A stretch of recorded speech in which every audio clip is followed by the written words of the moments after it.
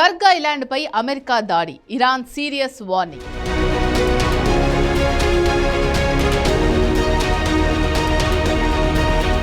Gulf దేశాల చమురు క్షేత్రాలను target చేస్తామని ఆగ్రహం.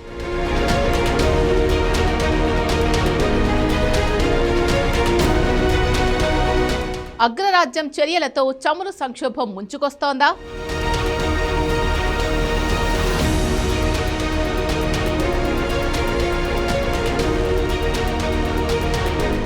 ఇరాన్ ఆర్థిక వ్యవస్థకు అత్యంత కీలకమైన కర్గ్ ఐలాండ్పై అమెరికా చేసిన దాడికి సంబంధించిన దృశ్యాలే ఇవి.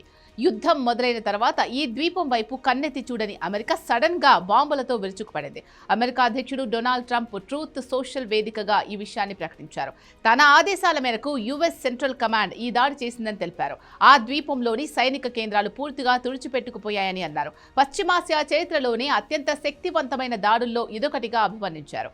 అయితే ఆ ద్వీపంలోని చమురు మౌలిక సదుపాయాలపై దాడి చేయలేదని వెల్లడించారు. ఇరాన్ లేదా మరెవరైనా హర్ముజ్ జలసంధి వద్ద నౌకల రవాణాను అడ్డుకుంటే వెంటనే చమురు మౌలిక సదుపాయాలను టార్గెట్ చేసే విషయాన్ని పునః పరిశీలిస్తారని హెచ్చరించారు. కానీ ఇప్పుడే ఈ దాడి ఎందుకు చేసినట్టు? దీనికి సమాధానం తెలియాలంటే ఇరాన్కు కర్గ్ ఐలాండ్ ఎందుకంత కీలకమో తెలుసుకోవాలి.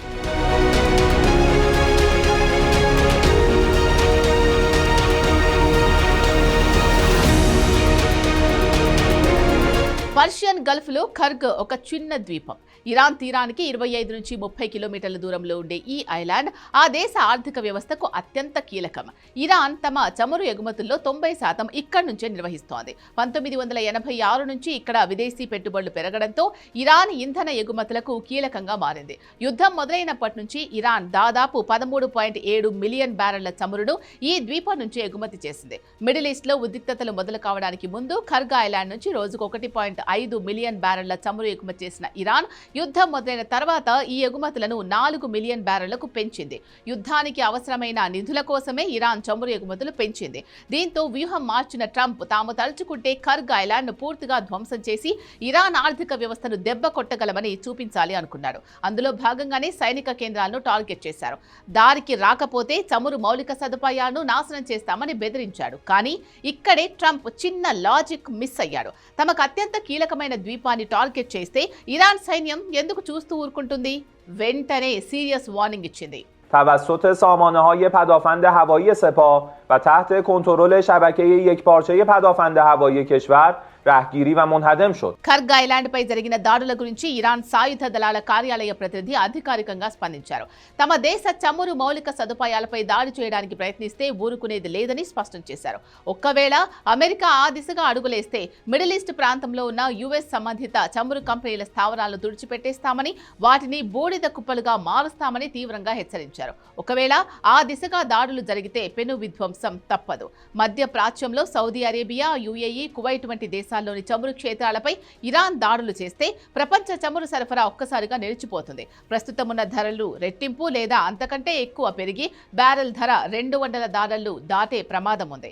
రవాణా ఖర్చులు పెరిగి ప్రతి వస్తువు ధర ఆకాశాన్ని తాకుతుంది. ఇది ప్రపంచవ్యాప్త ఆర్థిక మాంద్యానికి దారితీస్తుంది. కర్గ్ ఐలాండ్ పై ప్రస్తుత ఉద్రిక్తతలు, ఇరాన్ హెచ్చరికలు 1978-79 నాటి చమురు సంక్షోభాన్ని గుర్తు చేస్తున్నాయి.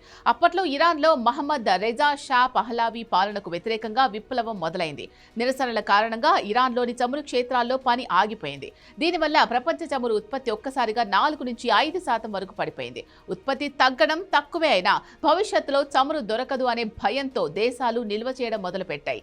జస్ట్ 12 నెలల కాలంలో చమురు ధర బ్యారెల్కు $13 నుంచి $34 వరకు పెరిగింది. అంటే దాదాపు 160% పైగా ధరలు పెరిగాయి. ఫలితంగా అమెరికా, యూరోప్ దేశాల్లో పెట్రోల్ కోసం కిలోమీటర్ల మేర కార్లు వరుస కట్టాయి. కొన్ని చోట్ల రేషనింగ్ విధానం అమలు చేశారు. పెరిగిన ధరల వల్ల రవాణా భారమై వస్తువుల ధరలు పెరిగి ప్రపంచవ్యాప్తంగా ఆర్థిక వ్యవస్థలు కుంటుపడ్డాయి.